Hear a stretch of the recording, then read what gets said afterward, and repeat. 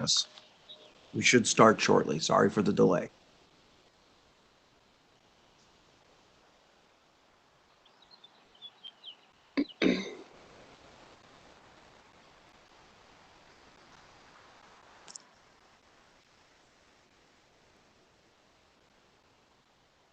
Maurice, can you hear me? I can hear you. Okay. What I was saying is if you'd like to start, until Carol gets there, I could fill in temporarily. Okay, that's fine. Liz, are you there? Yes, sir. If you want to go ahead and. Yes, I'll read the preamble. Good morning, everyone. Welcome to the Board of Zoning Appeals on this July 6th. I'll read the preamble. This helps us with our meeting flow and reminders of how to, or instruction on how to use the raise hand icon, et cetera, et cetera. In compliance with notification requirements of Ohio's open meeting law under COVID-19 emergency declaration, notice of this meeting has been publicly posted. All boards and commissions under the purview of the City Planning Department conduct these meetings according to the Roberts Rules of Order. Actions during the meeting will be taken by voice vote. Abstention from any vote due to a conflict of interest should be stated for the record prior to the taking of any vote. In order to ensure that everyone participates, please wait for the chair or facilitator to recognize you and be sure to select unmute and announce yourself before you speak. When finished speaking, please lower your hand by clicking on the raise hand icon again and mute your microphone.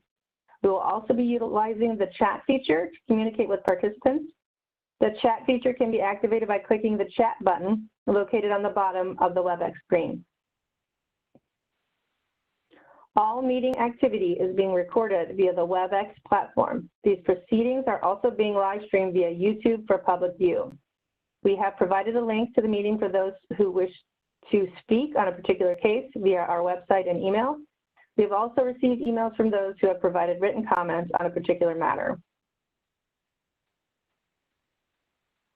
And I will call the roll, if that's all right, Mr. Chairman.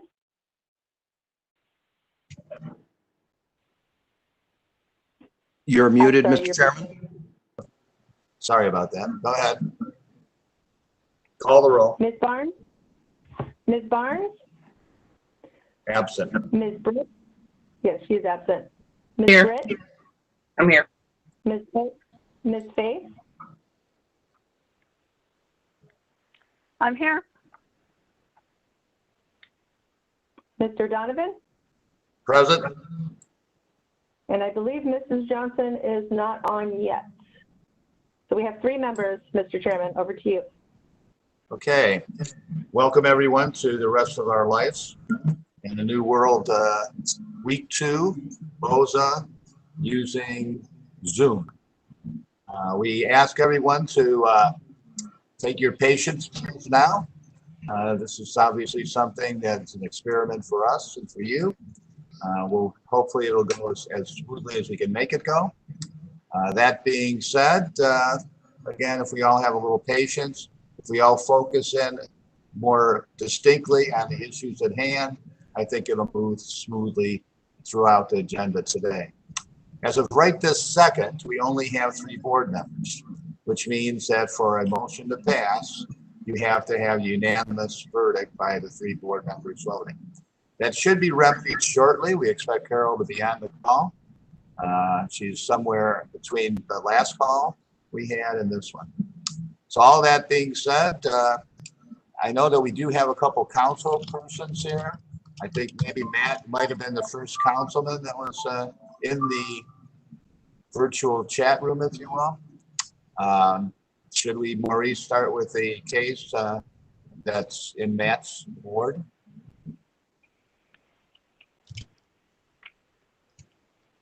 That's fine. Okay, what case would that be? Would that be 20-38? That would be 20 dash. No, that's Councilman Kelly. We also have Councilman Kelly online as well. I believe, is that Carol? I would defer to the council president. Okay, then let's go with Councilman Kelly. This is his case. Lana, could you read this in, please? Zone. I will, since this is up, we'll go with it. I appreciate the councilman's deference. Thank you, Councilman. Okay. You ready to go then? Yep. I am. Okay. Calendar number 20-038 at 3902 Bader.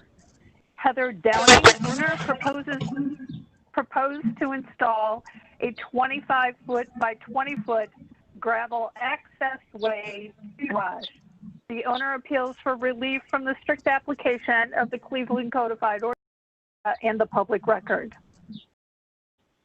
Oh, are you going to swear in, Mr. Yeah. Chairman? Okay, go ahead. Yes. Everyone for this case, please raise your right hand. Your response to my query is I do, and state your name.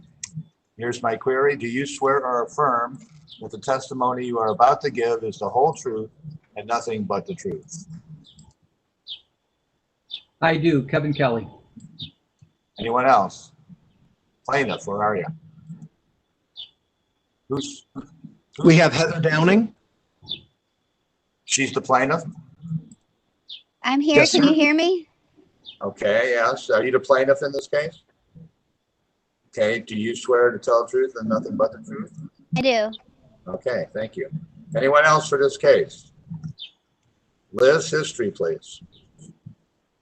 Thank you, Mr. Chairman. There's been no change in the zoning since 1929. The zoning is two-family.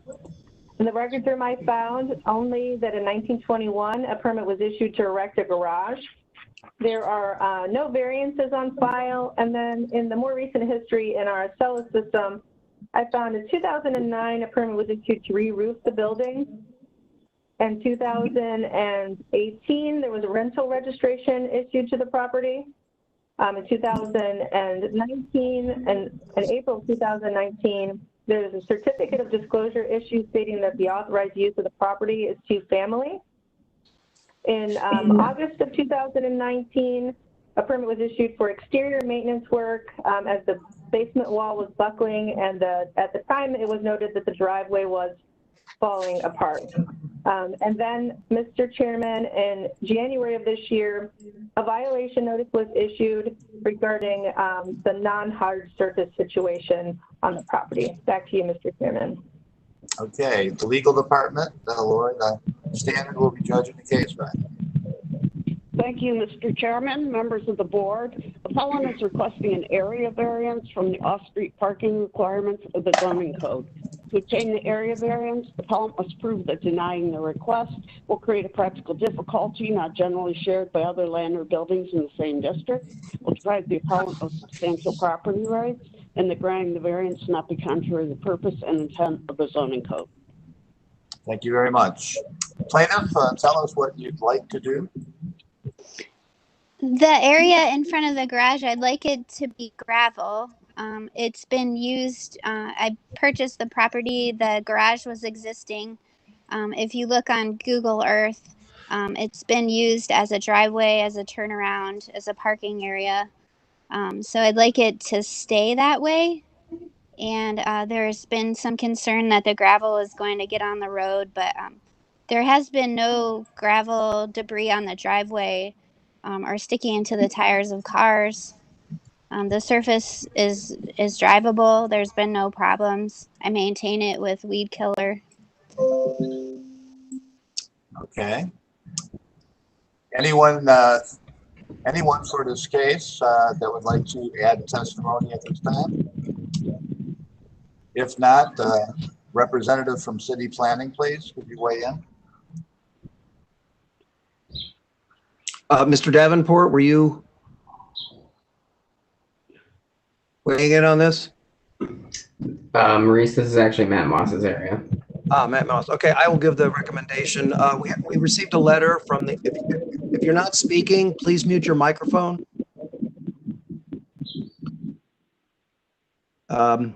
We've received a letter from the Old Brooklyn Development Corporation. They do not support this proposal. I can read this. Should I read this for you? You're muted, Mr. Chairman. Go ahead. Dear Madam Chair, Old Brooklyn CDC is the nonprofit development corporation that has been serving the Old Brooklyn neighborhood for Cleveland for over 45 years. As you know, we represent the community at the Board of Zoning Appeals on a regular basis. We do not support the proposal to install 25-foot by 20-foot gravel access way area to the garage. Gravel driveways do not properly drain, are difficult for snow removal, and become a nuisance to neighbors. Additionally, this property has 2 homes on the lot, so there is a likelihood that the driveway will get more wear and tear than from driveways that serve one single family home. Aesthetically, a gravel driveway does not match the street. All of the surrounding homes have concrete or asphalt driveways. For these reasons, we are respectfully asking this variance request to be denied. And city planning staff concurs with that recommendation. Okay, Heather, would you like to respond to that? Sure. May I speak? Yes, go right ahead. Okay. Yeah, so the driveway, for the first 100 feet of the driveway, it is concrete. And I'm just asking for the part that's away from the road to be gravel. So that it doesn't interfere with the street. The apron of the driveway is concrete. And you can barely see it from the street. Okay. All right, thank you for your response there. Having no others beyond the councilman, would you like to weigh in? Thank you, Mr. Chair. This is a requirement that we have not granted variance on before. It's been pretty firmly enforced, and there have been a lot more compelling cases of homeowners who have lived in the house for a number of years that have wanted to just improve the gravel driveway that have been denied. There's nothing about this particular appeal that would rise to the level of meeting the standards that would allow this board to grant this. I support the position of the Community Development Corporation and the position of planning, and I request we deny this and this be properly paid. Okay, thank you, Councilman. Board members, any questions? Mr. Chairman, we have Ms. Britt with her hand raised. Ms. Britt?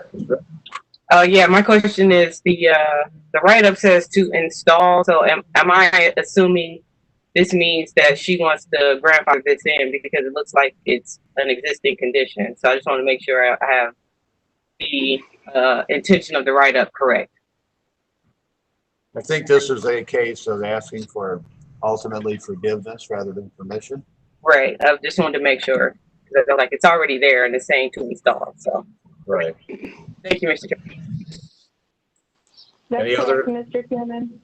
Mr. Chairman, this is Liz Kukla. Just a reminder that in January of this year, the violation notice was issued to the property.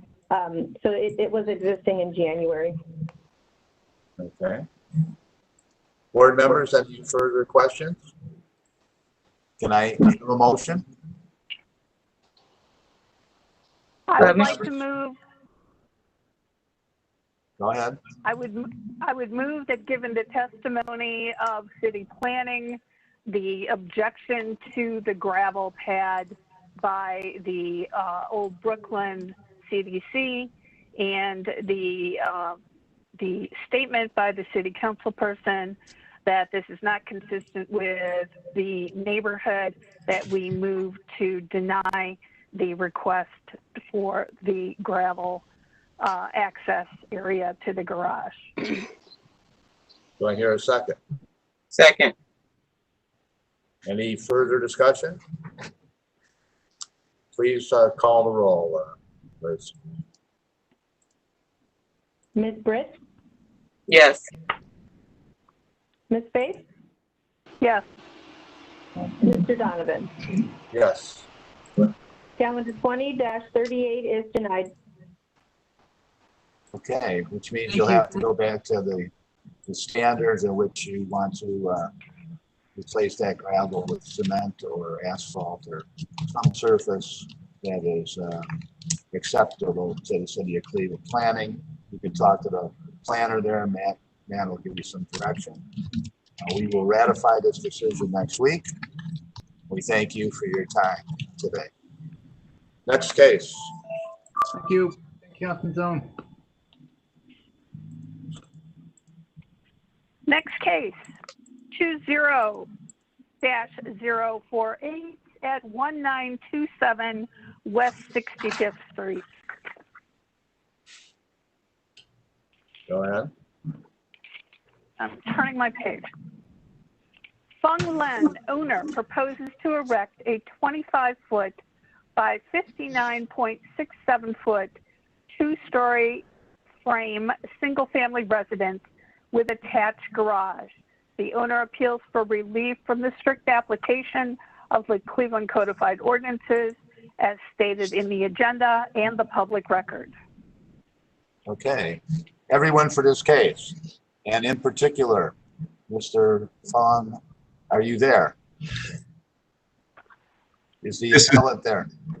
This is Michael David for Knez Homes. I will be appearing on behalf of the owner. I submitted an authorized representative letter to Liz this morning. Okay, thank you. Joining you should be anyone who wants to make comments about this case. I'm going to swear you in. Your answer to the query is I do, and state your name. Do you swear or affirm that the testimony you're about to give is the whole truth and nothing but the truth? I do. Michael David, Knez Homes. I do. I do. This is Anna Paul, a resident. I do. Adam Davenport, City Planning. I do. Matt Zone, Cleveland City Council. Anyone else? Liz, history, please. Thank you, Mr. Chairman. This property was originally zoned to general retail in 1929.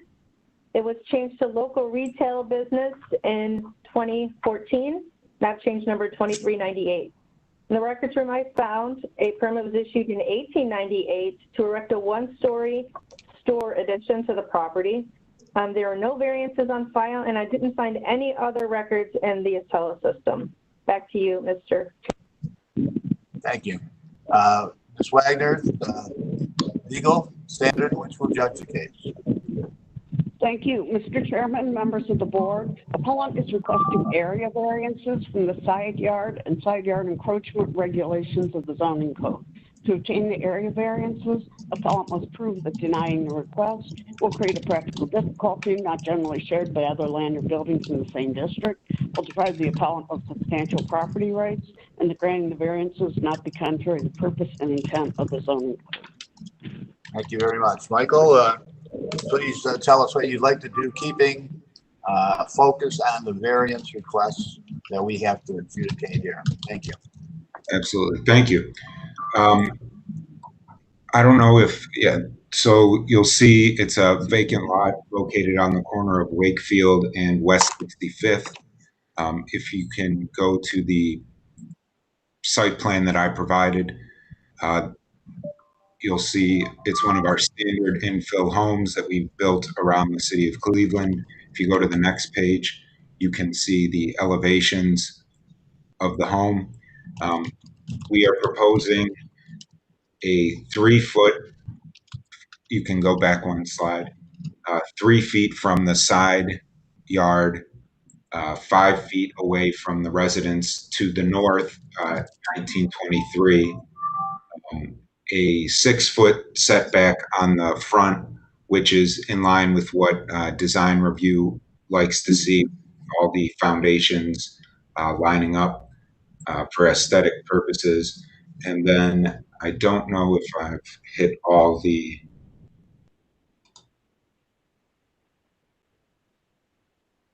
so I think there's 3 that we need. If we were to move the unit to the north, that would require us to put fire suppression in the northern wall of the unit, which would be costly to the owner. So we're trying to avoid that as well. All right, thank you. I believe there's a resident who wanted to ask some questions or make some comments. Yes, this is Anna Perlmutter. I'm a resident. I live a couple doors away from this property.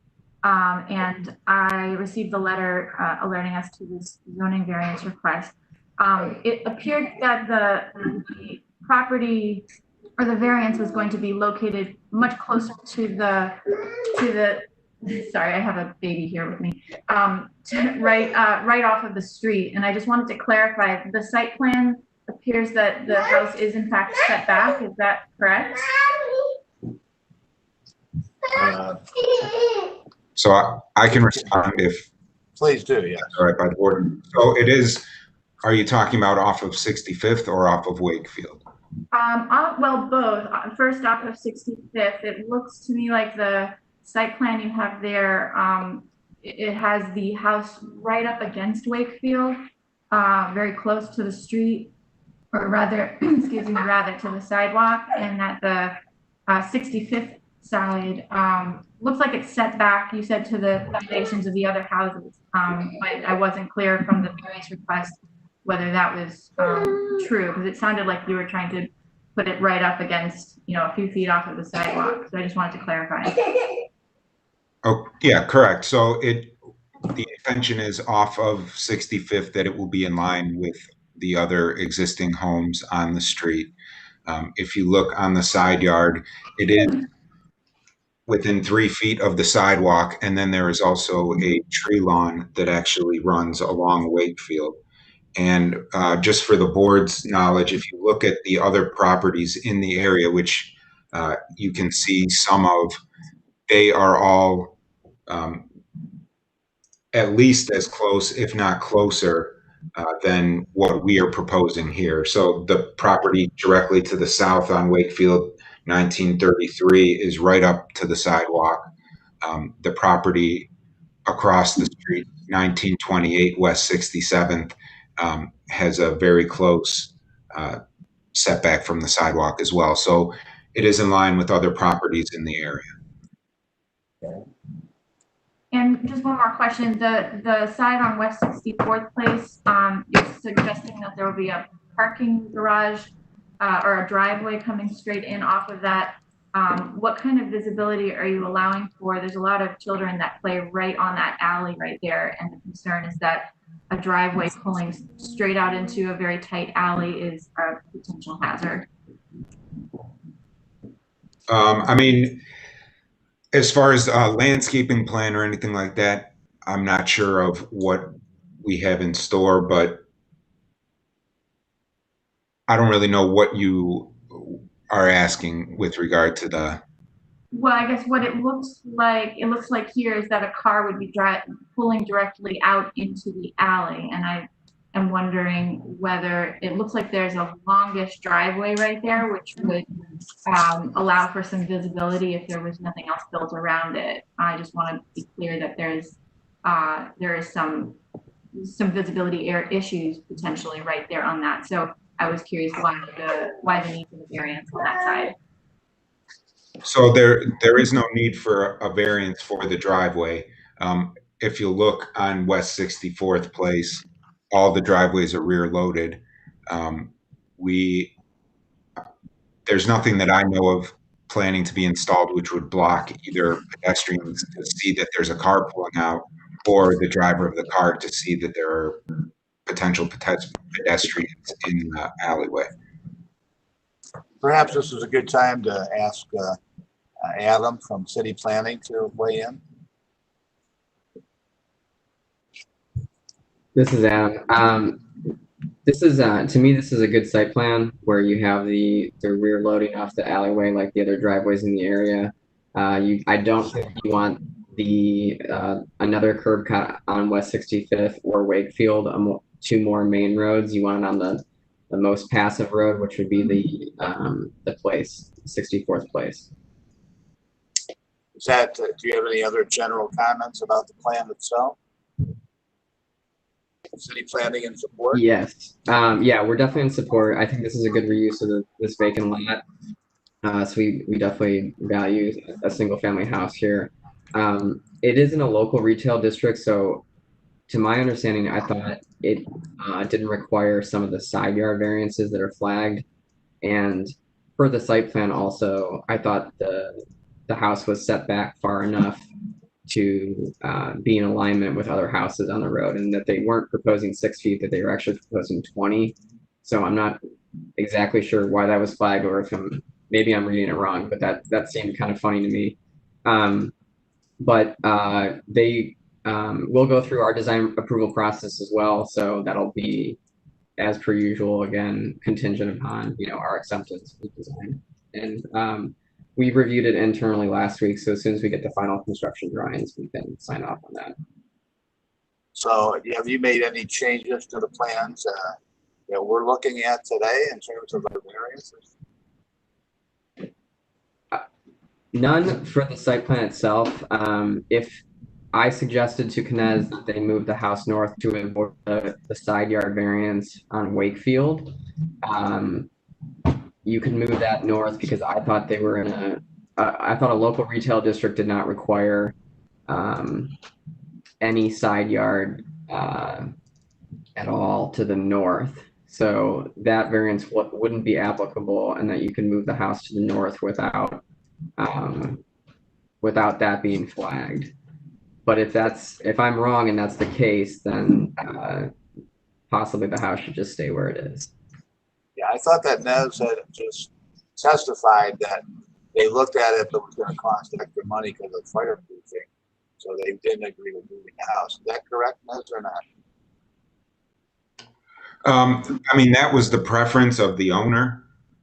If it's the desire of the board that it does go to the north, we can bring that up to the owner, but this is a house that's being kind of laid out as the owner wanted it, so that's why we stuck with how we have it. And we're going to pass this with either the house moved or the house not moved.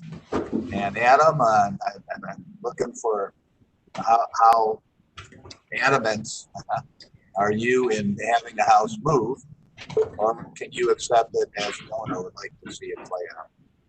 No, I think it's a good site plan overall. I mean, this is exactly what you want to see. You want to see it in alignment with other houses on 65th. You want to load the driveway off 64th Place. This is a perfectly adequate site plan. I was just being kind of picky with the variance requests, and if they were ready to move things around, then maybe some stuff could be avoided. But if that's not the case, then this house can totally stay where it is, in my opinion. Mr. Chairman, we have Councilman Zone wishing to make a comment. I was just about to call on him. Go ahead, Matt. You're muted, sir. Thank you, Mr. Chairman. Thank you, Maurice. Maurice, could you go back to the actual photos of the color photos? Yeah, stop right there. So, as somebody who's been born and raised and lived this whole life in the neighborhood, I actually remember playing in that yard with the structure. Had a friend who actually lived there. And one of the things that really in Planning 101 is you don't want to leave big parcels on the corners. You want a structure to define the corner. Most of the homes in this part of the neighborhood are old workers' cottage, and most of the homes, if they were to be constructed today, wouldn't get BZA approval, or they would need significant variances just to allow those structures to happen. This is a perfect example of how you do thoughtful infill housing to respect and define the corner based upon 101 urban housing principles. The driveway that comes off the alley, alleys, there's a network of alleys in this part of the neighborhood and streets. And they're there for a reason. So vehicles, whether they're bikes, or cars, or motorcycles, can access, and having a driveway off of the alley, not creating a new curb cut. The face to the garage door is 44 feet off the alley. So it's not like there's going to be a rear end loaded garage, somebody's going to pull out. There's going to be sufficient sight lines. I would strongly encourage the planning department to work with Knez to make sure there isn't big obstructive shrubbery next to the alley that would potentially create visual barriers for those who are walking through that alley. or for the driver not being able to see an individual. I agree with planning's suggestion. I don't think it's a big deal being on closer to Wakefield. Actually having windows on the street actually makes the street safer. You have more eyes and more visibility on the street. I was just on that street a week ago cutting the tree limbs around the stop sign because you couldn't even see the stop sign there. That part of the neighborhood is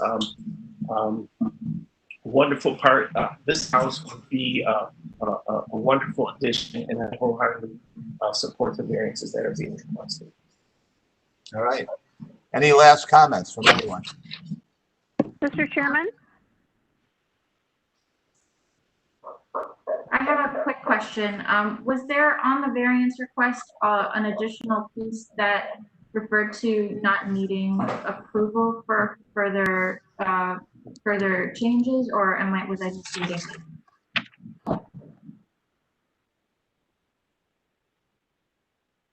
What was the question? I seem to remember on the variance itself, the request itself, there was an additional request to not have to submit approval for additional changes, but I could be misreading that, so I wanted to clarify. Mr. Chairman, Liz Kukla has her hands raised. Liz, help us out here. Mr. Chairman, I believe she's talking about item number 4, which states that city planning approval is required prior to issuance of a building permit. So she's asking if you are considering waiving that requirement today. I'm assuming that's what she's asking. I don't think we have the ability to waive that requirement. So No. that requirement stays. We're not able to give that a variance. Mr. Chairman, this is Councilman Zone. I just want to create clarity so there's no confusion for Mrs. Perlmutter.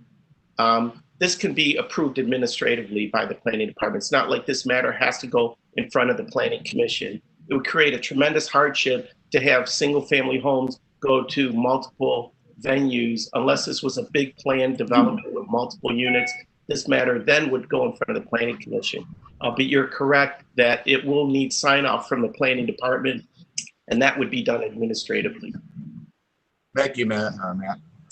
All right. Mr. Chairman, I have a question. Please, Alana. Yes. Go right ahead. To Adam Davenport, please. Adam, should the homeowner decide that later on he wants to add fencing, with these setbacks, the fencing would then have to have a variance, am I correct? I'm going to the issue of the neighbor who's concerned about sight lines on the alleyway. For Mr. Chairman? for the fence itself, I would have to look into that. I don't believe so because the curb cut would be far enough away from the more main street on Wakefield. So I don't think that would be applicable. It would still just have a height regulation, and that would be a height and a capacity regulation, but. Mr. Chairman, Mr. Councilman Zone has his hand raised again, I believe. Go ahead, Matt. Thank you. Adam Davenport touched upon it in his few last words of that statement. Just a question to Ms. Fade.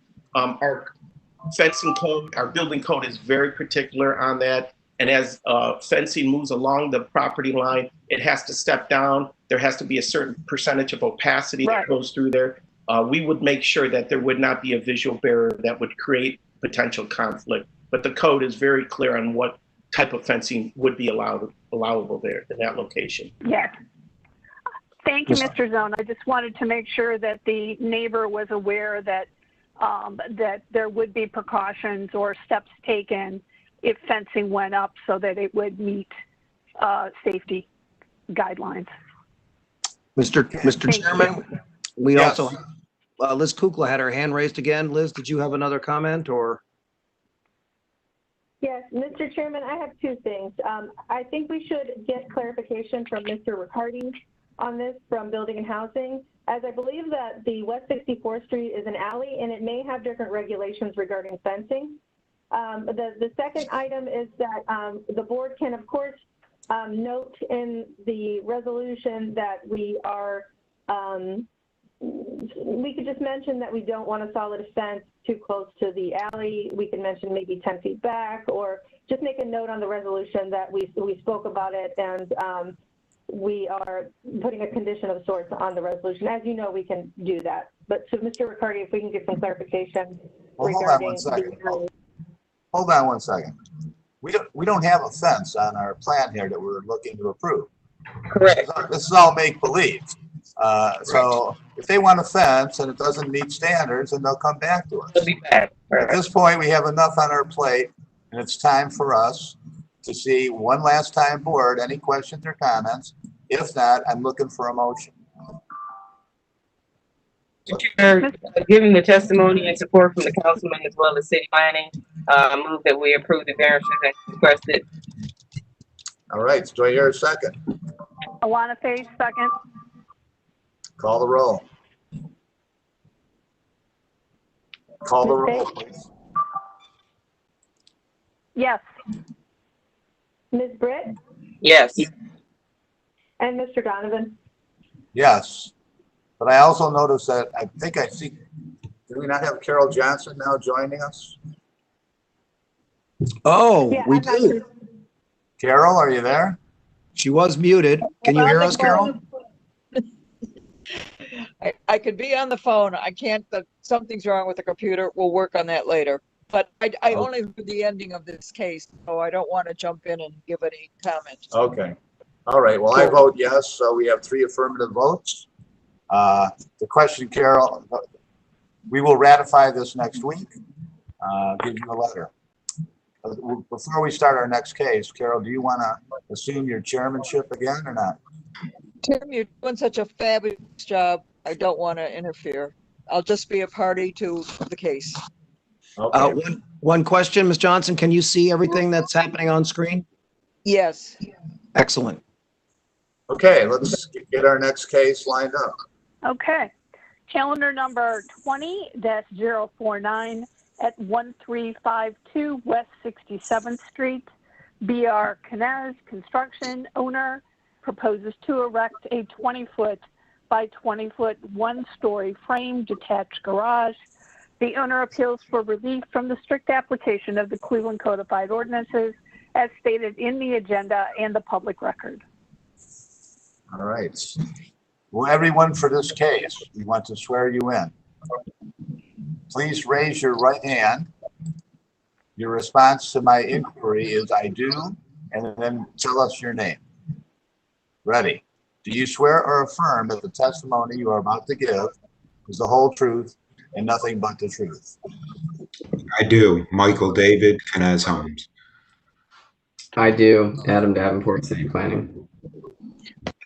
I do. Matt Zone, City Council. Anyone else? Liz, let's hear some history. Thank you, Mr. Chairman. There's been no change in the zoning since 1929. In the records room, I found a permit was issued in 1900 to erect a 1.5-story dwelling. There are no variances on file, and I found in the more recent history, in 2012, a permit was issued to demolish a 2-story frame single family and garage. All that I have, back to you, Mr. Chairman. Legal Department, the standard which will be adjudicating the case. Thank you, Mr. Chairman, members of the board. Appellant is requesting an area variance from the distance requirements of the zoning code. To obtain the area variance, appellant must prove that denying the request will create a practical difficulty not generally shared by other land or buildings in the same district, will deprive the appellant of substantial property rights, and that granting the variance not be contrary to the purpose and intent of the zoning code. All right, Michael, we have one issue at hand here, one variance issue. If you would like to focus in on that, give us your testimony. Thank you, Mr. Chairman. If Maurice, yes, if you could stop on that one, thank you. So the house we're proposing to construct, there is a 20 by 20 garage in the back. It is lined up with the garage on the property to the north. There is a small corner that you can see on the screen that within about 2 feet from the main property to the south. There is a strip of property that it doesn't look like it's a road. I'm not sure what exactly it is, but it's owned by the city of Cleveland.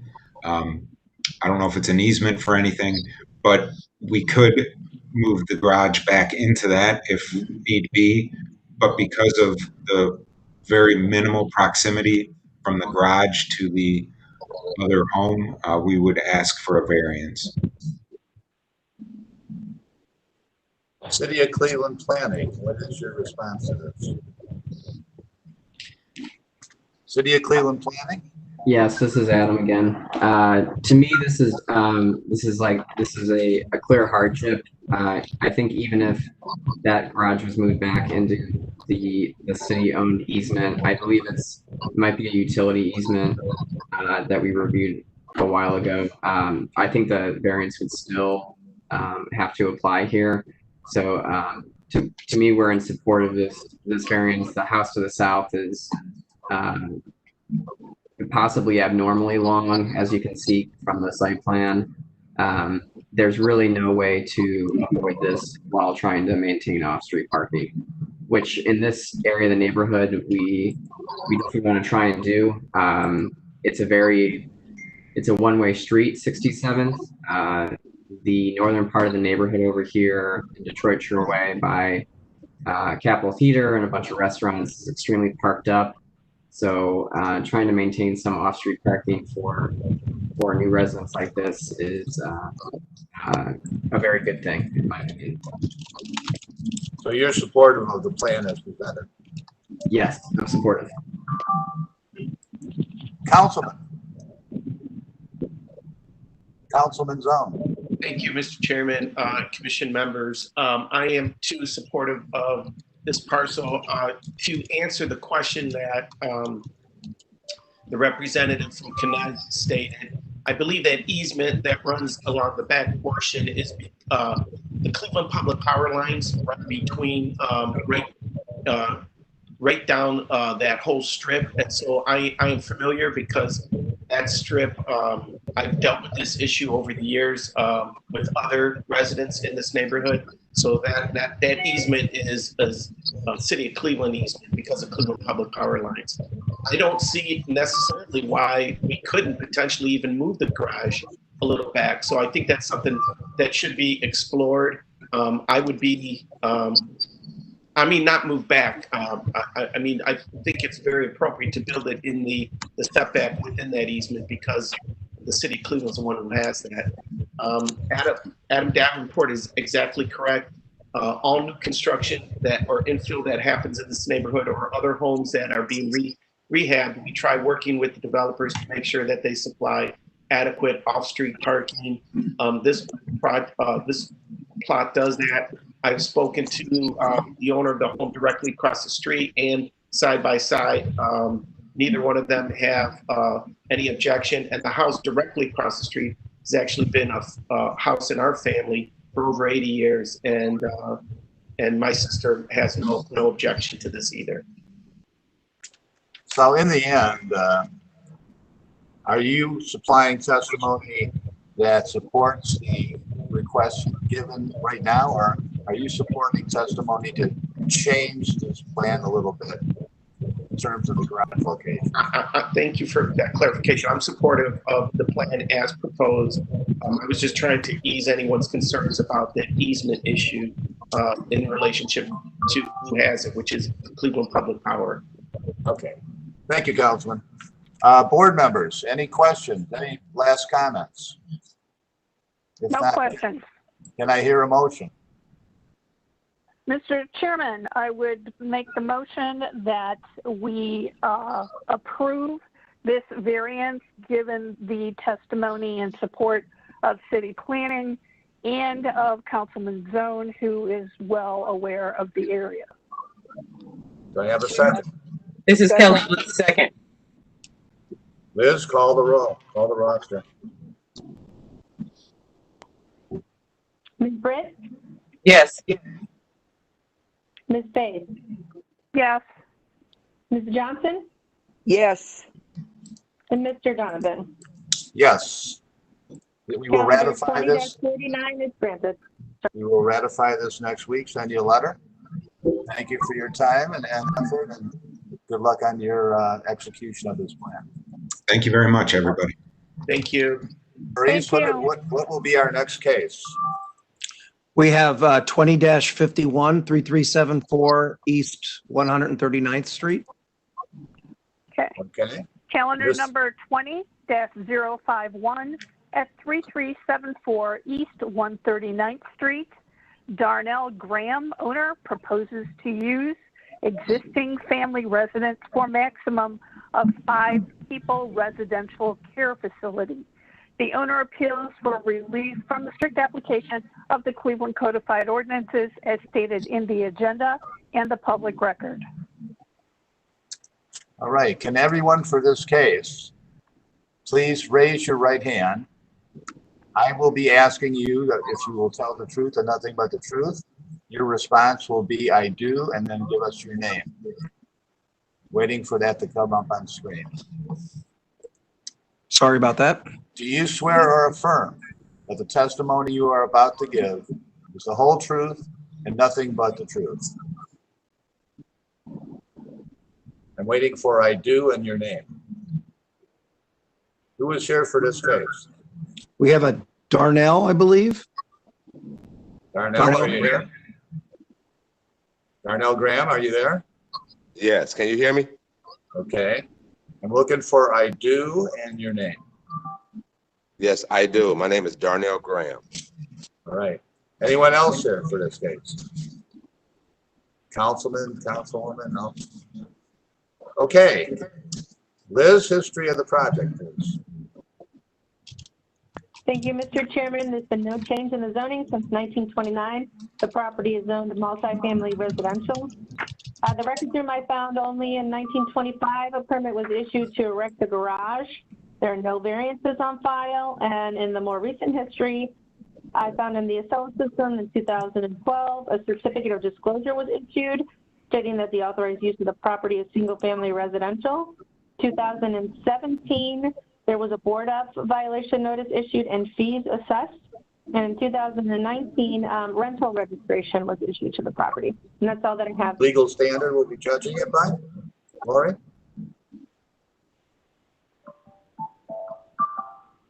Lori? Legal standard? Sorry, muted. All right, I'm unmuted. Mr. Chairman, members of the board, appellant is requesting an area variance from the spacing requirements of the zoning code.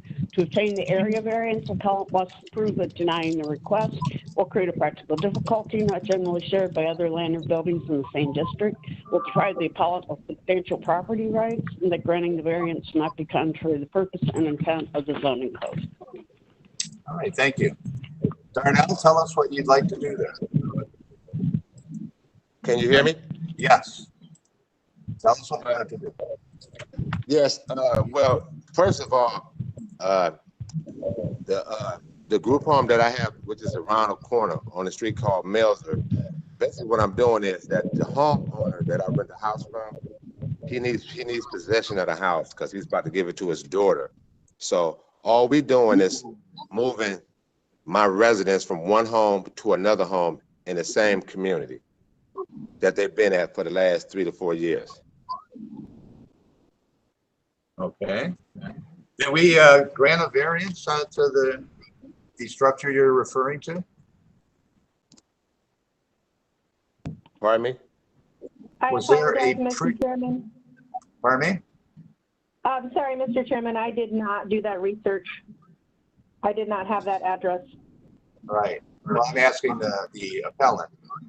But the appellant, Mr. Graham, did you get a variance to have a residential home unit in the other house?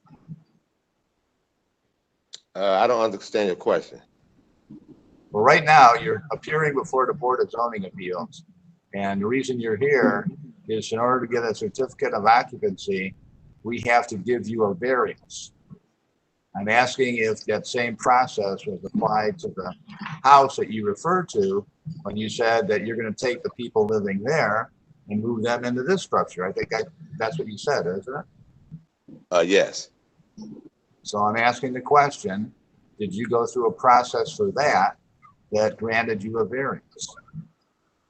The process I went through there is that I had an inspection by the state, and they came in and approved the home where I could open it up for business. Yeah.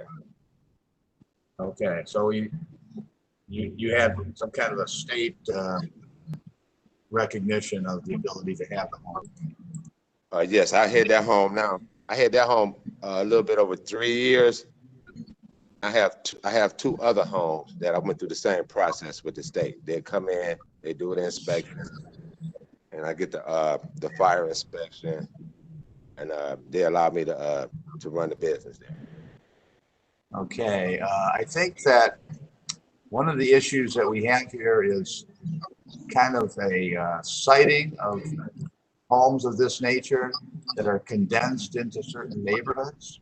So is there someone from city planning who usually looks at that argument to see how this is going to impact the concentration of homes there?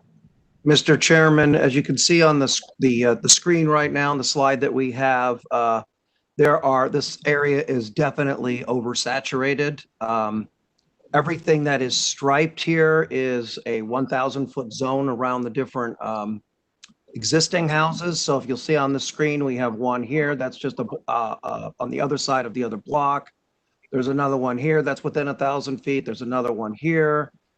These are a little bit further, but as you can see, the area is definitely saturated with these residential facilities. I also, after going out there and visiting, seeing the outside of the house and the condition, without some repairs on this house, I don't really think that we could recommend approval on it from that perspective either. Okay, can I speak? Hello? Mr. Chairman, you're muted. Yeah, I'm sorry. Go right ahead, Darnell. Yes, as far as the neighborhood being saturated, I have a home in that area that he's talking about already with my residents there. And they've been there, like I said, they've been there for 3 years. They've been stabilized throughout the neighborhood. They don't want to leave the neighborhood. I mean, I feel they had just as much rights in that neighborhood as everyone else. It's not like I'm bringing new people, mental health people into the residence. These residents that's been established there for over 3 years. And as far as the repairs, the repairs are being done as we speak to the house. Well, I think that what Maurice was referring to was that city council passed legislation not that long ago. I don't know, Maurice, do you remember when that piece of legislation was? It was probably within the last 3 years. Okay. And they did so as a result of trying to respond to their constituents, asking them to see if they could curb the proliferation of these residential units throughout the certain neighborhoods in the city of Cleveland. So we now have a law on the books where, in this case, it says that you are not permitted to put a home within 1,000 feet of another existing residential facility. It's a pure geometry kind of equation.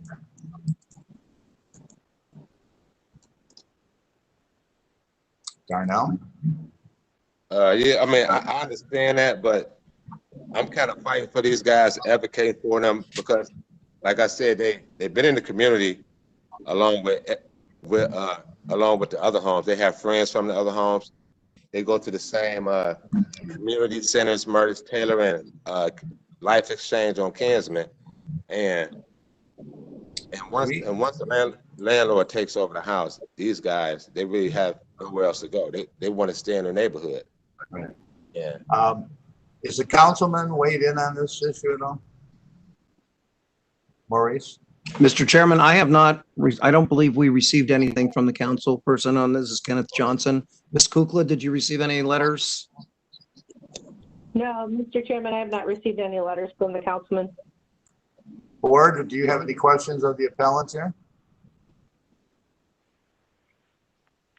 My question to Mr. Graham is, are all your houses within the radius that we looked at? And how long have you had all of those houses? I had the houses for like almost 5 years now. I've been doing this, and the house that I have that's nearby is on a street called Melzer, and which is a couple of blocks away from East 139th Street. But I've been doing this for like 5 years. I done advocated for these guys. You know, my homes are 24-hour. We have 24-hour supervision for these guys. We give them birthday parties. We provide activities for them. We introduce them to Woodhill Park, Life Exchange. We take them to Edgewater on Thursdays so they can walk around. We do a lot. We do a lot with these guys. We just don't bring them in the house and just let them be. And were you aware that there was a city code ordinance? No, I didn't know that until I tried to apply to open up this new house, because I want to move them from one house to the other because the landlord want to take possession. But this is the first time that I heard of this. Right. Have you yourself had any conversation with Councilman Johnson? No, I have not. Okay. All right. Mr. Chairman, perhaps we need to have the appellant speak to the council person. Yes, I would like to do that. And how about a neighborhood meeting? Carol Johnson, neighborhood meeting maybe? Right. Generally, in situations like this, we oftentimes ask the appellant like yourself to work with, there's usually a local development corporation and the councilman in order to have a public meeting so that the neighborhood could engage with you and ask questions about how the facility would run, etc. And out of that exchange, it's usually, it'll bring the council person to a position of either supporting it or not. If you would like to ask for a postponement to help pursue such a meeting, we would be very much amenable to allowing that postponement. Would you like a postponement? Yes, I will. Okay, Liz, when's the next time on the calendar? I give them some time here, given the infrastructure they'll have to deal with. Okay, Mr. Chairman, so we could do the first week in August, which would be August 3rd. That's approximately 30 days, or August 10th. And if we could get the address that he's speaking of, was it Melvin, M-E-L-V-I-N? If we can get that address, I can do the research too before that hearing. No, that's Melzer, M-E-L-Z-E-R. And the address is 13604. And is 30 days enough time for you to Yes. engage the councilman? Okay, let's book them, Daniel. Book them, Liz. Mr. Chairman, could we also connect Mr. Graham with the city planner for that area to help expedite the process? Who would that be, Maurice? Oh, as it's showing on the screen, that would be Marka Fields. Okay, right down the So hallway. So Maurice, could you supply Mr. Graham with the contact information for Marka? Sure, absolutely. Thank you. All right. We'll close this case for a moment. Mr. And Chairman, could we? go ahead. So will I get the information? You go right down. Actually, Mr. Chairman, I will email Mr.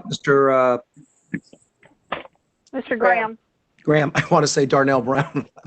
Mr. Graham with the information for Marka Fields, how to connect with her. all right, beautiful. Thank you, And sir. for clarification, are we asking for him to hold the public meeting before the next Board of Zoning Appeals hearing, or are we just asking that he get in touch with the council person and the city planner for review? Well, knowing the situation on trying to hold a public meeting, we're not going to be able to dictate, I don't think, the answer to that. So rather than that, I mean, there could be a public meeting that comes out of that. That would have to come as a a product of the interchange between Darnell and the city planner and the councilman and the LDC. Let them figure out the best way to engage that community. Yeah, Mr. Chairman, I think Marka Fields could probably help Mr. Graham, reach out to the councilman, and I don't know what the CDC is in that area, but also them to assist him in getting this reviewed. That's what we're going to hope for. All right, so ladies and gentlemen, this case is closed for the moment. Thank you, Darnell. We'll see you in a month or so. Good luck. Okay, thank you. Next. What are we doing next? Mr. Chairman, we have calendar number 20-73 through calendar number 20-96 with various addresses on Minnie Avenue and Colfax Avenue.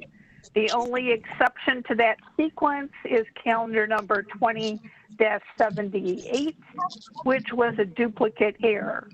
All of these cases are pertaining to front, side, and backyard setbacks as stated in the agenda and the public record.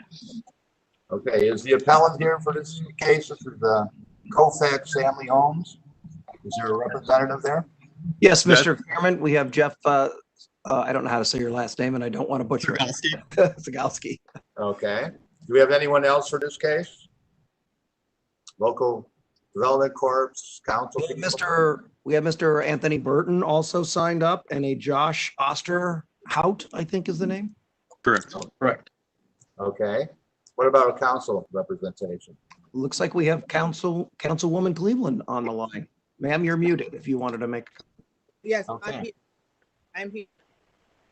Okay, well, here we go. I'm going to swear you all in. I'm going to.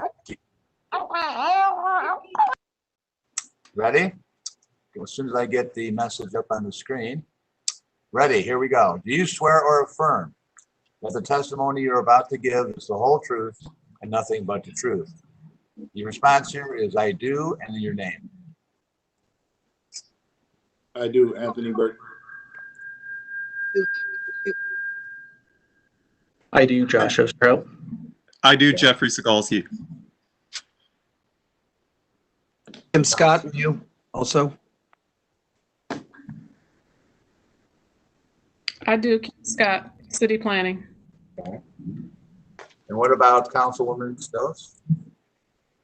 I believe she said it broke up, but yes, she said yes, and she's shaking her head and raising her hand. Yes. Okay, Liz, give us some history here. Thank you, Mr. Chairman. If it's all right, I will summarize the records on this, as there are 23 addresses involved. Yep. They're all originally zoned multifamily and general retail. The two-family zoning was established in 1958. I found that the Sanborn map shows residential structures on most of these addresses. And the records room indicated that those houses were erected in 1889, 1899, and 1906. And then You just muted yourself, Ms. Kukla. I apologize. Sorry about that. In 2013, for the mini address of 2916, a permit was issued to demolish the two-story duplex at the property. 2008, a house was demolished on 2917.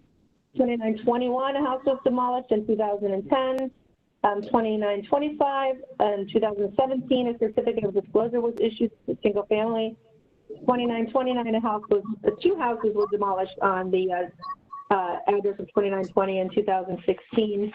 I guess I should state that most of these have been demolished rather than reading each of them. I didn't find any records for the address of 6911 Colfax, 6913 Colfax, 6917 Colfax, 6927 Colfax, and 6935 Colfax.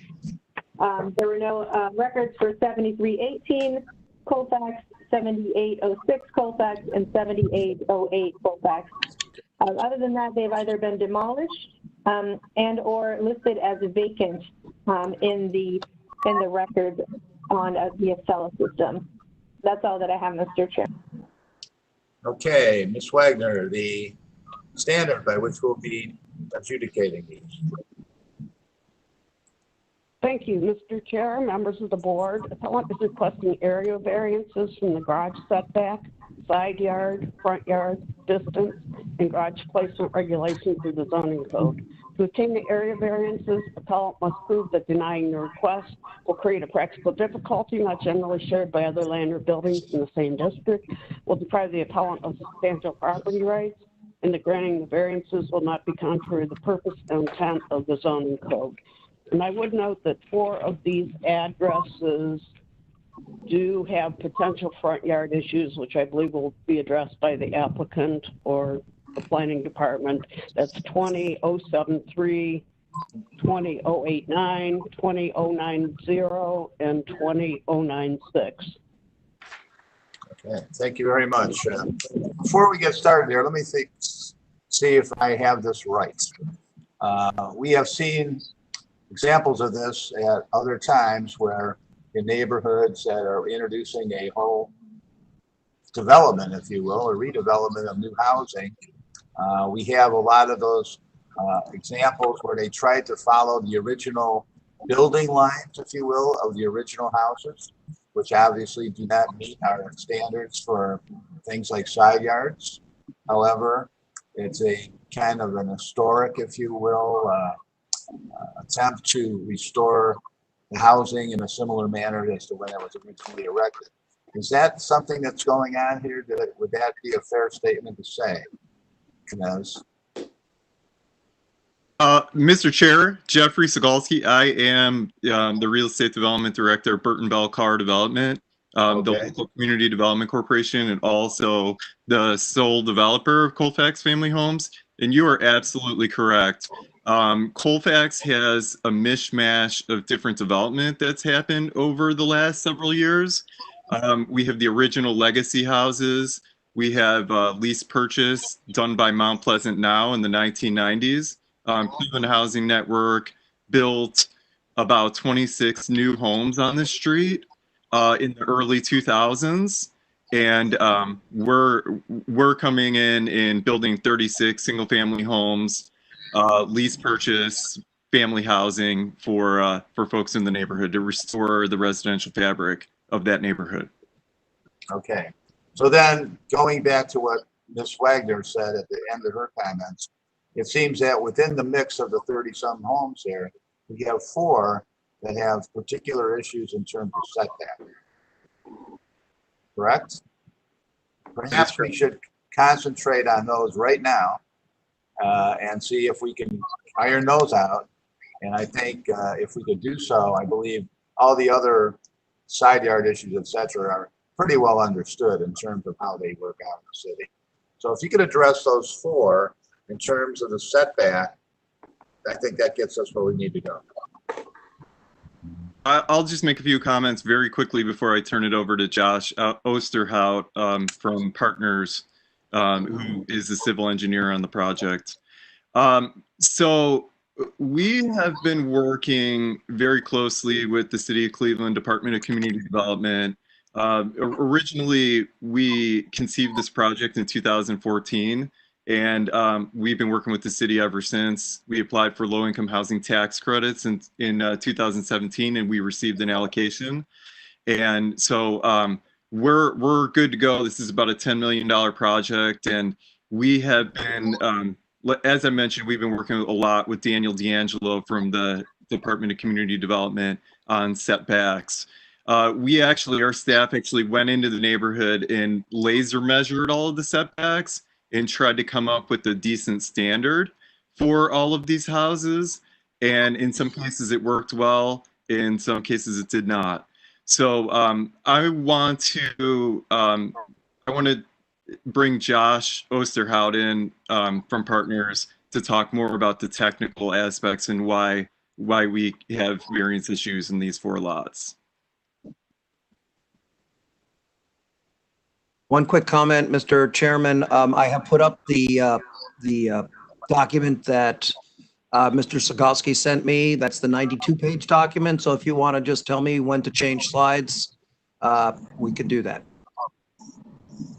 All right.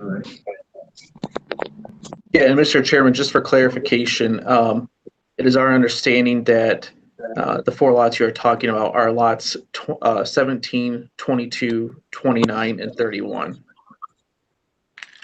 Well, can someone confirm those? I don't really have that raw material that I can review that where I'm at. Is that does that line up with what Ms. Wagner had pointed out? Lori Wagner here. We don't have the lot numbers. The addresses, the 4 addresses I'm speaking of are 2916 Minnie Avenue, 7204 Colfax Avenue, 7318 Colfax Avenue, and 7809 Colfax Avenue. If that helps. Time will tell. All right. Is that the same? Yes. So yes. I apologize. Let me pull this up. Those are correct. Do you want me to go to the slide for lot 17 to start? Yes, please. Okay. Oh, there we go. So lot 17, from our understanding, is that it is a front setback issue in which the proposed dwelling does not meet the neighboring properties as far as the building setback. After reviewing internally as a team, we've determined that we can push this dwelling back to meet the neighboring properties. So you will do so? Correct. Beautiful. 1 down, 3 to go. Somebody take good notes on this.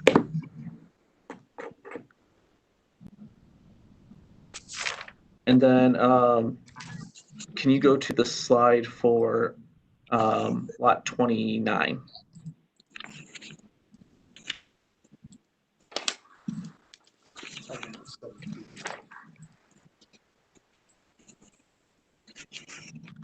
Bear with me.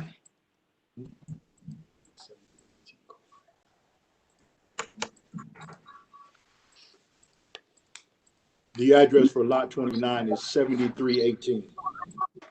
Thank you.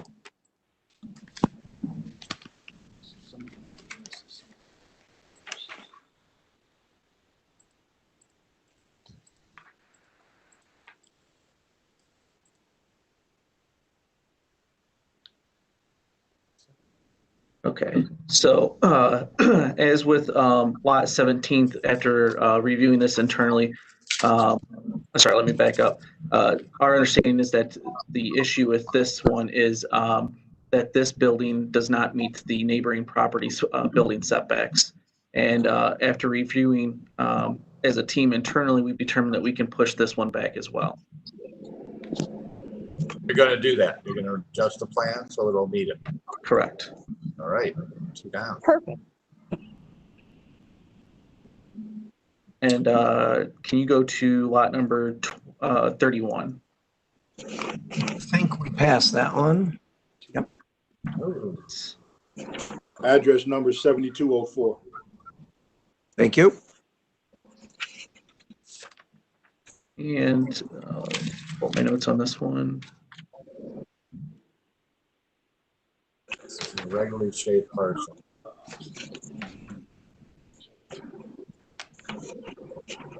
So it is our understanding there are 2 issues with this one. One would be that the detached garage does not meet the 18-foot side yard setback. We only have about 6 feet, a little under 6 feet. As you can tell from the placement of this garage and just the shape of the lot, we really don't have an option to move this garage in any other direction, still meet our side yard setback to the neighboring lot.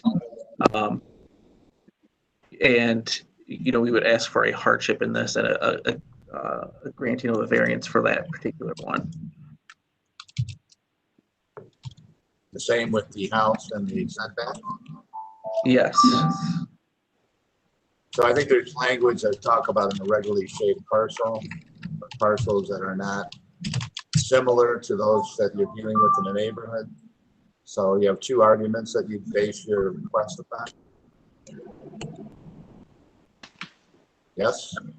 Yes. Yes. All right, one last one, I think, right? And one more? Yes, which is lot 22. If you could go to that slide. 7809.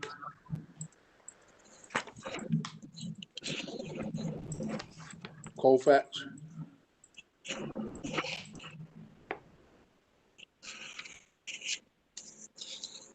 Okay.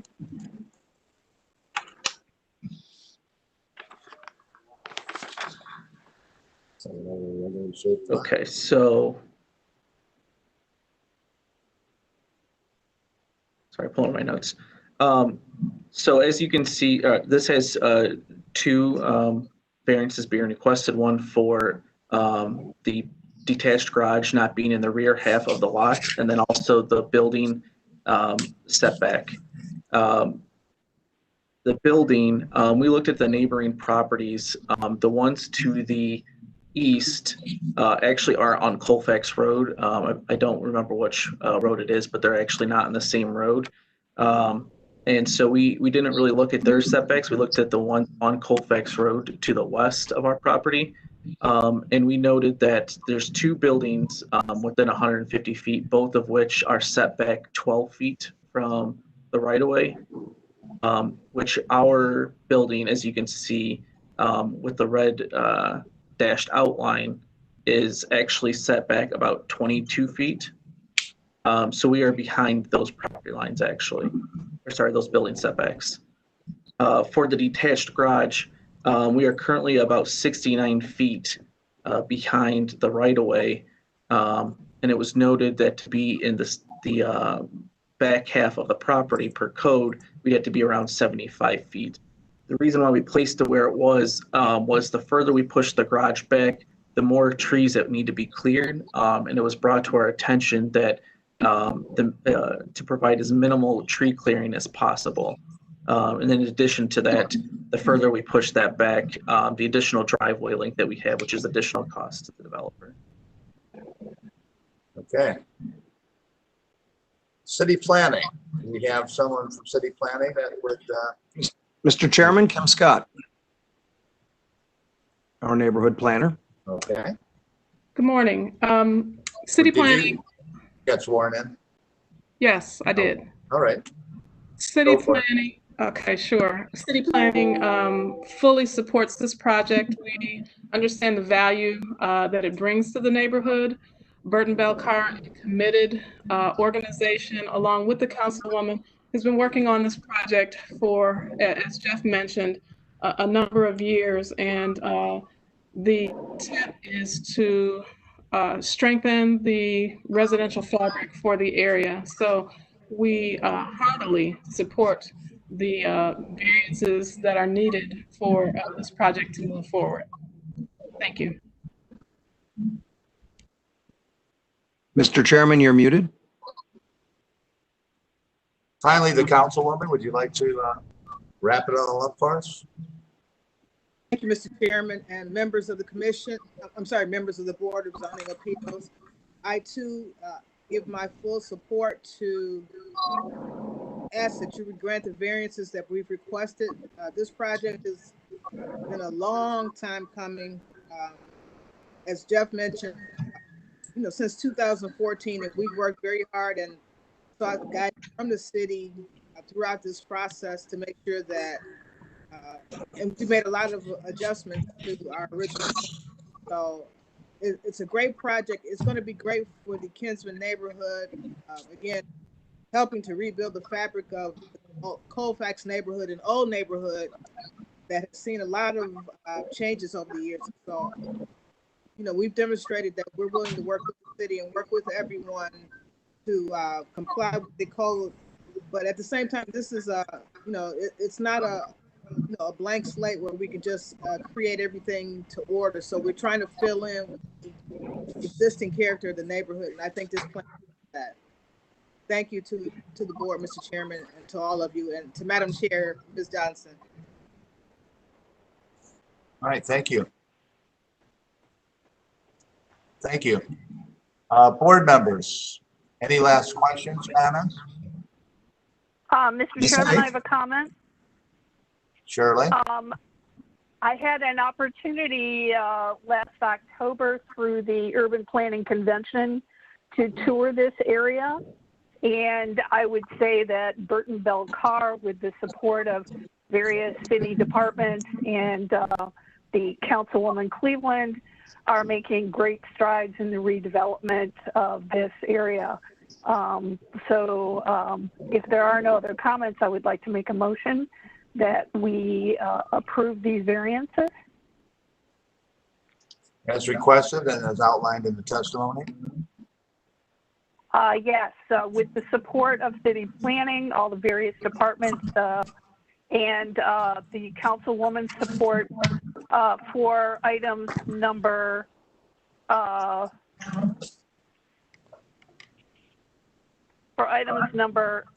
073 through 096, with the exception of 078, for front, side, and backyard setbacks due to the nature of the age of the existing plots of land, to make allowances for the new construction. I move that we approve these variances. I second it. Good. Any further discussion? Liz, can you do the roll? Sure can. Ms. Britt? Yes. Ms. Johnson?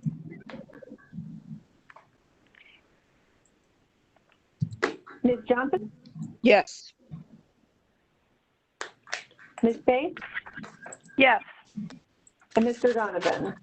Yes. Calendars 20-73 through 96, except 78 are granted with conditions. Okay, we will need you to give us some revised planning sheets that indicate some of the issues we talked about on the 4 parcels in particular with the setbacks. If we get those in there in a quick manner, we'll be able to ratify this next week. Thank you so much. Good luck on your project. It looks like a great one. Thank you. Thank you very much. Thank you all. Mr. Maurice, what do we got next? We have calendar number 19-278, 16802 Puritas Avenue. And this is a postponement, and we have Tony Pasante, I believe. Okay. Alana, can you Mr. Chairman? Yes. Yes. Calendar number 19-278 at 16802 Puritas Avenue. Tony Pasanle, owner, proposes to erect a 6-foot high linear 6-foot high by 118-foot linear wooden shadow box fence and a 6-foot high 20-foot linear foot chain link gates. The owner appeals for relief from the strict application of the Cleveland Codified Ordinances as stated in the agenda and the public record. All right. I think it's interesting. We should read the all caps letters in the instructions there. The appellant missed the February 24th meeting due to a family emergency. Second postponement was made at the request of the board to allow time for the appellant to meet with City Planning Commission to work on sightline issues. And the first postponement was made at the request of the appellant due to a scheduling conflict. Everyone for this case, I am going to ask the question. The answer I am looking for is I do with your name. Here we go. You swear or affirm that the testimony you're about to give is the whole truth and nothing but the truth. Looking for I do in your name. You're muted, sir. There you go. You're unmuted. I do. Okay. Anyone else? Okay. Liz, history, please. Actually, we don't need the history. We already. That's correct, Mr. Chairman. The history was read at the January 13th, 2020 hearing. As was the legal standard. We usually repeat the legal standard. Well, let's repeat it then. Mr. Chair, members of the board, appellant is requesting area variances from the fence requirements of the zoning code and approval of a side yard chain link fence. To obtain the area variances, appellant must prove that denying the request will create a practical difficulty not generally shared by other land or buildings in the same district. Will deprive the appellant of substantial property rights, and granting the variances will not be contrary to the purpose and intent of the zoning code. Pursuant to section 35804C, the board may approve a chain link fence in a front or actual side street yard if the board determines that such fences are common in the immediate vicinity of the appellant's property. All right. I think I somewhat recall that the councilman seemed to show some interest in this project. Was that true or not? Yes, that was Adam. Adam? I forget his last name, and the city councilman for my area was out, and they actually looked at the fence physically and everything like that. Adam, did we lose Adam? He left us? We lost, Mr. Chairman, we lost Adam. He sent an email to staff just a few minutes ago. If you'd like to, I can read basically what he's saying. Please. He says, I just talked to Councilman Slife, who mentioned the Puritas fence case was on the agenda today at the end. I cannot make it back on the meeting, and neither can he, but we are both in support of the owner decreasing the height near the driveway to allow for more visibility when vehicles back out. There's also this, across the street is a rec center.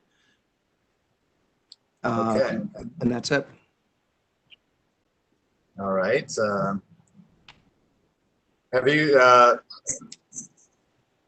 so they have not had a meeting to go out there and suggest a formula that would be one that they would support, that would look to the visual, I guess, sight lines as it's associated with the driveway. They were both out together shortly after, right before the coronavirus started, shortly after the meeting, I think the day after. And they had looked at it and they said if I could just cut the two last 8-foot sections down from the 6 foot down to the 4 foot at an angle, that would be okay. Okay, usually we need a little diagram to see what that might mean. Do you have a diagram by any chance? No, the only thing I have is the print that we made. What about angling? What about angling that fence? That would go into my driveway.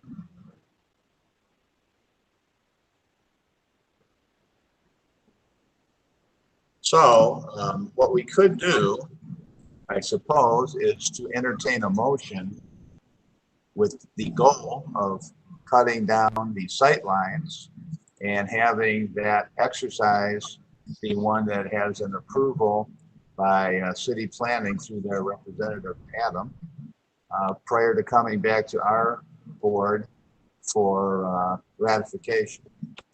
Board, what do you guys think of that idea? Mr. Chairman, I have a question to the appellant. Go ahead. To the appellant, looking at the photograph, particularly the one of the garage space and the fencing on either side, can you explain where when you were talking with Mr. Davenport and the councilman, where you intend to reduce the height? Yeah. On either side of the driveway? Yeah, if you look at the second picture to the right, top right-hand corner, the two 8-foot sections on the right or the left, the right-hand corner would go from 6 down to 4 foot at an angle. And then the same thing, yeah, on that side. And then on that side, it would be the same thing, and I would have a 4 foot roll going across that. Now, when you say on an angle, do you mean that the top is going to go, is going to have a slope down? Like it would be it would be staggered down to 4 foot. Okay. I don't think that quite gets it. You're still gonna have you're gonna have a 6-foot visual barrier on the right-hand side there. Well, Adam Davenport in the city councilman was out, said that was okay. Yeah, I know what they were thinking. Mr. Chair, this is Kelly. Point for clarification. So each side of the fence that is right by the driveway will be dropped to 4 feet. No, it's on an angle that ends up at 4 feet. Slope, Kelly. I So think it sloped down from 6 to 4 by the driveway. Right. Right. It will slope down 2 Sections on feet either side. on either side. So if it's not gonna. So if it's dropped to 4, you all still believe that there will be a site problem even though it's dropped to 4 feet? I think there will be.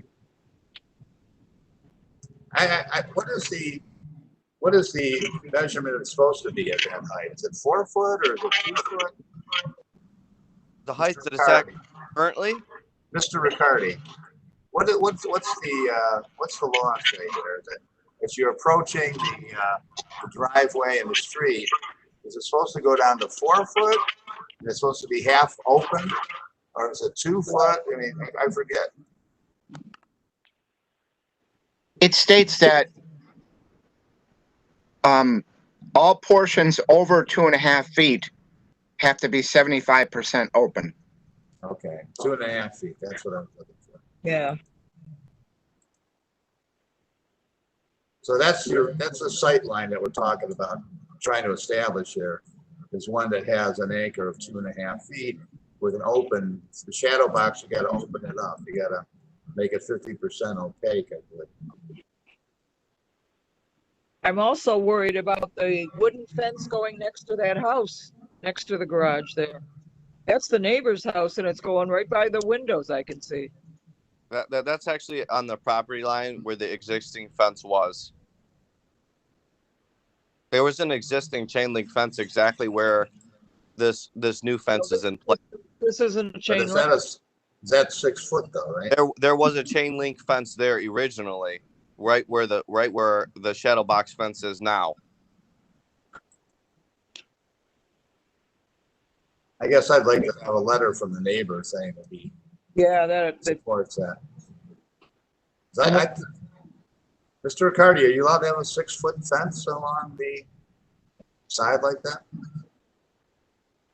The fence along the side there has to be, or rather, it can be as tall as far away as it is from the neighbor's house. So you could have 6 foot if you were 6 foot away from the house.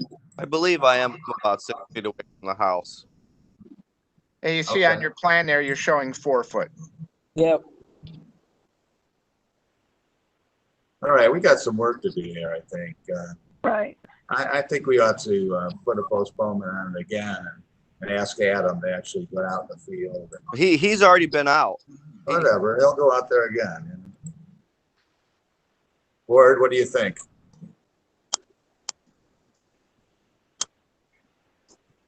My feeling is there needs to be some clarification. I agree that there needs to be a letter from the adjacent neighbor indicating their willingness and their approval of the 6 foot fence. And, you know, if it's fine where it exists, they need to sign off on that. And I think we still have some concerns about the fence height across the driveway and on either side of it. On either side it's flanking, due to the opacity issue and the fact that we're looking at it as a slope rather than a complete drop to 4 feet across that area. Mr. Chairman, might I suggest too that we probably do need updated drawings, you know, to actually illustrate exactly what the gentleman is proposing, which we don't have. That's right. So I'm going to postpone it so that they can be developed. Give us a date. Well, I don't understand why you guys would have to postpone it when there's numerous people in my neighborhood that have the same exact style fence in the same exact way that I have mine. We don't know if they're legal. Well, nobody's been cited around my If you'd neighborhood. If you'd like Did you to get turn in cited? those addresses, you can Did I check get on it. cited? Yeah, did you get cited? I did. You did, so there you go. So you can't say nobody got cited, you got cited. But all the other people haven't been cited. They still have 6-foot fence against their sidewalk and up to their driveway. Give us the address. Let's get a date. Let's get a date and let's move this thing off. Or Hard to get an address when there's 100 of them in your neighborhood to the way. Liz, when's the Thank you, next Mr. date? Chairman. We could do July 20th or July 27th. Oh, I don't know if that's going to work for me because I'm expecting a baby in like 2 or 3 weeks. Congratulations. Thank you. Well, I say, sir, that you should just schedule it, and then if your baby comes, then we'll understand. But you should get back on the calendar. Right. Okay, that's fine. Make it the 27th. So, the 27th? Yep. Great. All right. Sorry we couldn't move it forward, but hopefully we'll have a talk with Adam to make sure he knows what he needs to do. All right, next case. Are we done?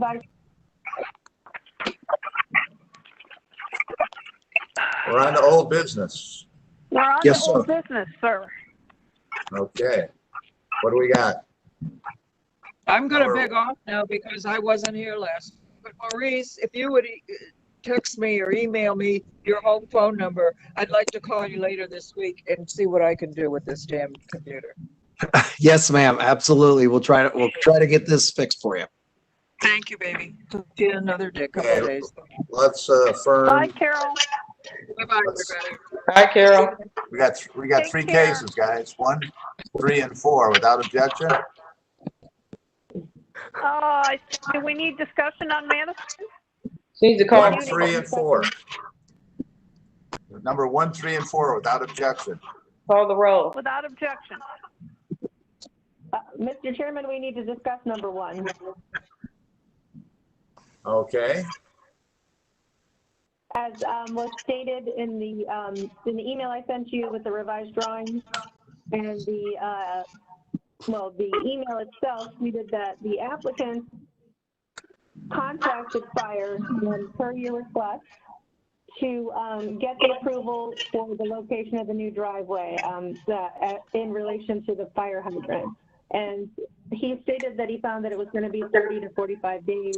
I believe that he's on the call. He's asking for the condition to be amended as I believe you put it as a condition and that we would hold ratification pending that approval. And I believe that he would like that lifted from the resolution language. Yeah, Mr. Chair, I don't have an issue with that. This is Kelly. I think that the question we had here, the reason this came up, was that somebody's going to have to review that, whether it's us or somebody else. I mean, Mr. Donovan, excuse me, sir, but you're not permitted in this conversation. How am I not? I'm the homeowner. Because this is a Board of Zoning Appeals internal decision-making part of our agenda. Mr. Donovan, I'm sorry, excuse me, I'm sorry, but you're making the decision based on not the correct facts. excuse me, sir, but this You can be is not excused, something. and I'm a taxpayer, and I will put my point clear. You are not making this on the correct facts. The fact is, the original drawings were submitted showing the fire hydrant. Planning and building did not note or take any fuss to the hydrant location on the plans submitted. You guys added additional terms after the fact.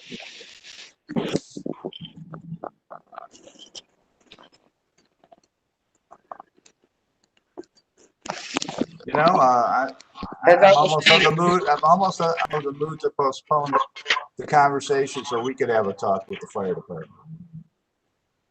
Mr. Donovan, that is not a fair statement. Sorry. Okay, so what? Now I have to sue the city?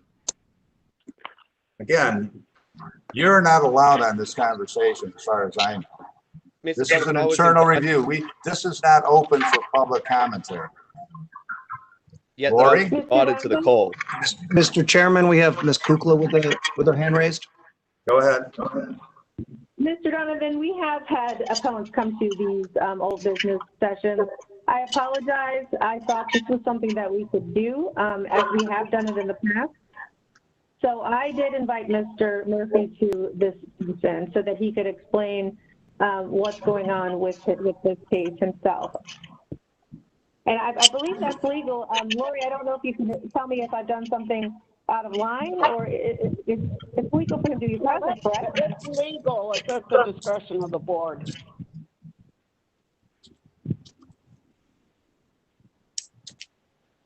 Okay, what does the board think? I would agree with you to postpone, sir, Mr. Chairman. Okay. Anyone else? This is And Kelly. I do not. clearance. Board members? This is Kelly. I do not agree with postponing it. Okay. And Mr. Chairman, for the record, before he gets his building permit, he's got to be reviewed under other building code sections.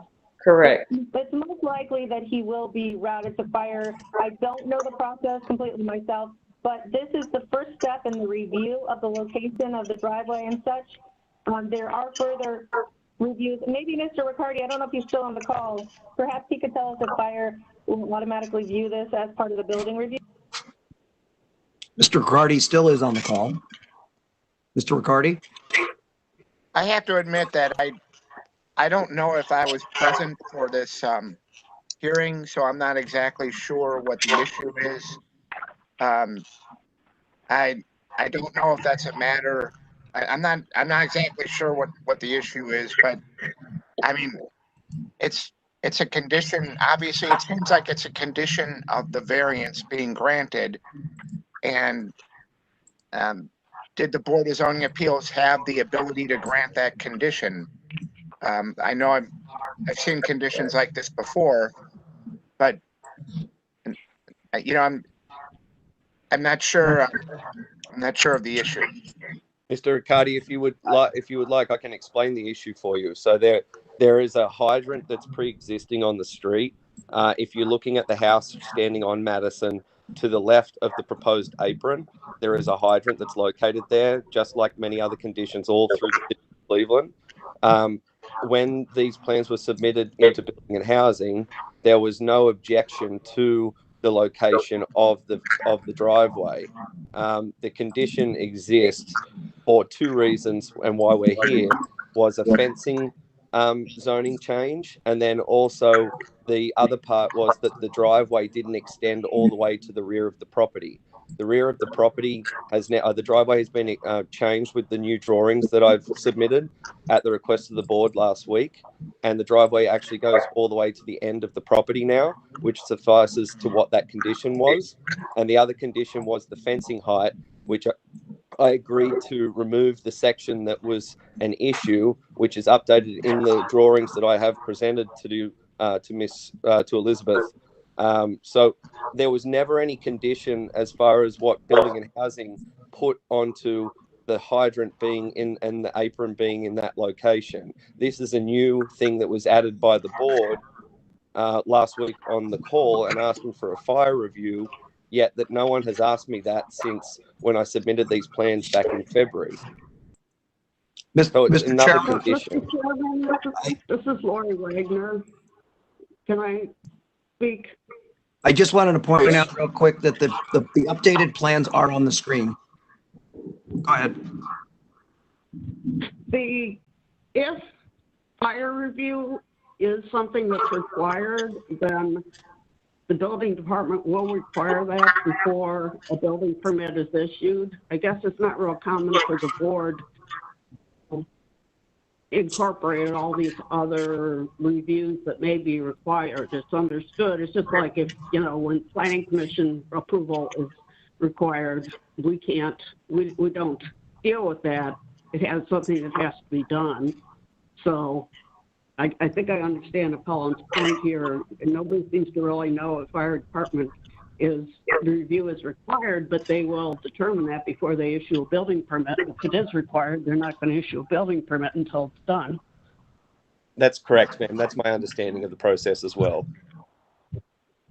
I think the real question here in terms of the plan review is, given the location of the fire hydrant, is it meet the standards of the city vis-a-vis the apron that will be built alongside it? That's the question, simple as it gets.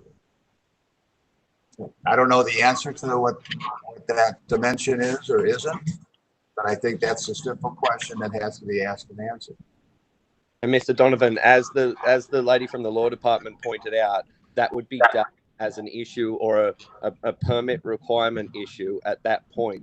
Me as the appellant, I'm only asking for your approval based on the drawing today to be able to proceed with going to get the building permit. But you're adding an extra layer in before you're putting the horse before the cart. I do think it is a legitimate, I think it is a legitimate inquiry, because if it's denied, then it's all going to have to come back.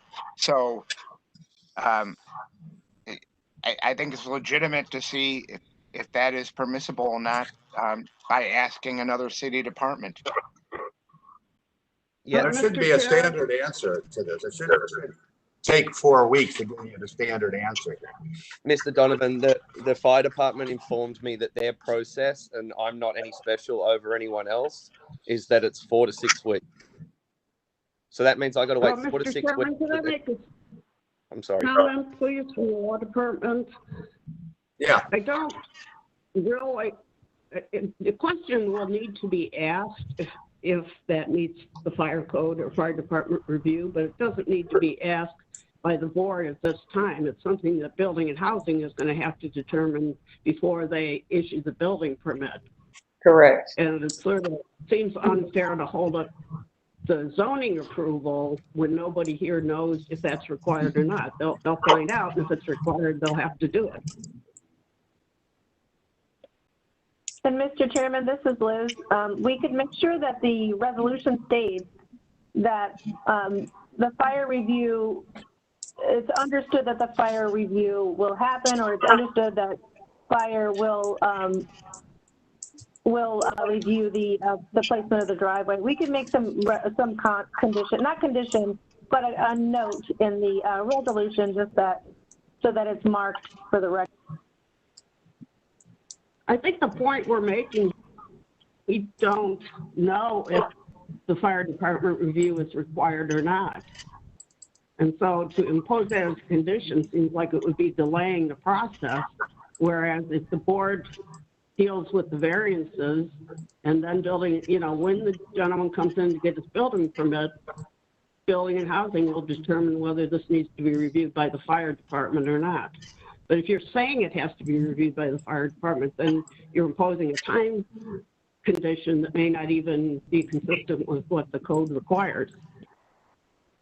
Thank you, Ms. Wagner. Mr. Chair, that would be my position as well, is that I don't know if we can enforce a fire review as well as just, I'm comfortable with making a note that may have to happen, but fire review is not part of our purview in zoning. I kind of remember this issue coming up at a few of our cases in the past, and it was Lou Grizz. And he's not with fire, but he's the guy that knew the answer to the question in terms of the positioning of curb cuts and fire hydrants, etc. And he's with the capital project. He's not in the fire department. Yeah, we were lucky that, he was there to say those type of things, but what I'm saying is that he knew the rules. He's the guy that would be reviewing it. And he's not in fire, he's in capital projects. Mr. Donovan, this isn't capital projects. This is a residential. Right. It doesn't matter. I'm just saying where he was. It doesn't matter. I do planning zoning law for a living. I flip houses for a living.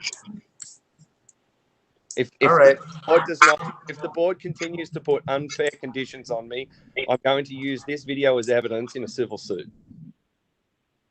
Good luck. Good luck. Yeah. Can we have a motion from one of our board members that we can take a vote on? Kelly, you seem to be. Yeah.